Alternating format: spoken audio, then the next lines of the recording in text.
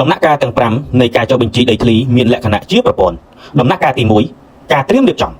ក្រោយពីតំបន់បានប្រកាសជាតំបន់វិនិច្ឆ័យអ្នកកាន់កាប់ដីនិងភាគីពាក់ព័ន្ធទាំងអស់ត្រូវចូលរួមក្នុងដំណើរការនេះគួរបញ្ជាក់ផងដែរថារាល់ការចូលកាន់កាប់ដីធ្លីមិនត្រឹមត្រូវតាមច្បាប់ឬមិនប្រក្រតីលើអចលនវត្ថុដែលជាទ្រព្យសម្បត្តិសាធារណៈរបស់រដ្ឋឬជាទ្រព្យសម្បត្តិឯកជនរបស់រដ្ឋដែលមិនស្របតាមខ្លឹមសារនៃមាត្រា17មាត្រា18និងមាត្រា19នៃច្បាប់ភូមិបាលឆ្នាំ2001ករណីនេះមិនអាចធ្វើការចុះបញ្ជីបានឡើយឯកសារចាំបាច់ក្នុងដំណើរការនៃការចុះបញ្ជីដីធ្លីម្ចាស់ដីឬអ្នកកាន់កាប់ដីត្រូវបង្ហាញឯកសារជាលិខិតអក្សររួមមានជាអាចដូចជាសម្បត្តិកំណើតអត្តសញ្ញាណប័ណ្ណសញ្ជាតិខ្មែរសៀវភៅគ្រួសារសម្បត្តិអាពាហ៍ពិពាហ៍កិច្ចសន្យាបណ្ដាំមរតកសាលក្រមពីតុលាការជាដើមឡើយ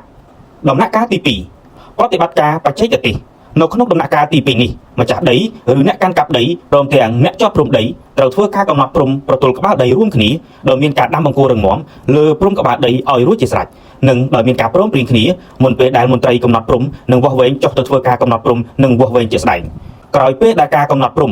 និងវាស់វែងត្រូវបញ្ចប់ម្ចាស់ដីឬអ្នកកាន់កាប់ដីត្រូវផ្ដល់ព័ត៌មានចាំបាច់ដល់មន្ត្រីវិនិច្ឆ័យដូច្នេះម្ចាស់ដីនិងអ្នកដែលមានព្រំដីជាប់គ្នាត្រូវផ្តិតមេដៃលើទម្រង់បែបបទនៃការប្រមូលទិន្នន័យក្បាលដីនោះទៅវិញទៅមកនៅចំពោះមុខមន្ត្រីវិនិច្ឆ័យដំណាក់កាលទី3ការបិទផ្សាយជាសាធារណៈនៅឯកសារវិនិច្ឆ័យដំណាក់កាលនេះម្ចាស់ដីឬអ្នកកាន់កាប់ដីនិងឬភាគីពាក់ព័ន្ធទាំងអស់ចាំបាច់ត្រូវចូលរួមពិនិត្យមើលឯកសារនៃការវិនិច្ឆ័យដែលរួមមានប្លង់សុរិយោដីនិងបញ្ជីឈ្មោះម្ចាស់ដីដើម្បីពិនិត្យទៀងទាត់លើព័ត៌មានជាអាចលេខក្បាលដីទំហំដីឈ្មោះនិងប្រភេទទ្រព្យជាដើម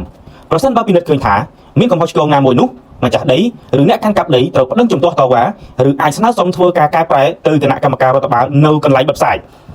គួរក៏សម្គាល់ផងដែរថាការបិទផ្សាយជាសាធារណៈនៅឯកសារនៃការវិនិច្ឆ័យខាងលើនេះគឺមានរយៈពេល15ថ្ងៃដំណាក់កាលទី4ការសម្រេចបន្ទាប់ពីបិទផ្សាយជាសាធារណៈដោយបានបញ្ជាក់ខាងលើត្រូវបានបញ្ចប់គណៈកម្មការរដ្ឋបាលនឹងធ្វើរបាយការណ៍ជូនអភិបាលរាជធានីខេត្តដើម្បីធ្វើការសម្រេចលើឯកសារនៃការវិនិច្ឆ័យខាងដើម